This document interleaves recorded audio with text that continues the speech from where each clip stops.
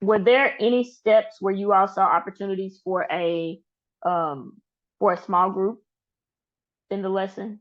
Any steps where you're like, ooh, I could do one right here?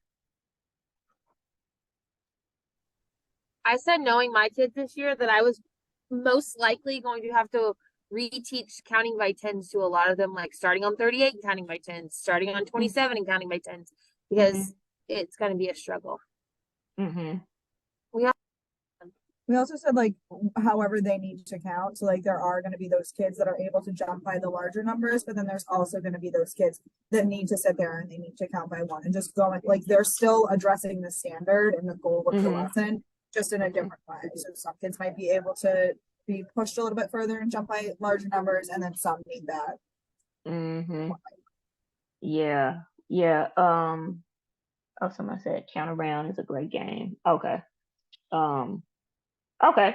Yeah, so going back to what you said, Madison or Eminem, which I both said around counting.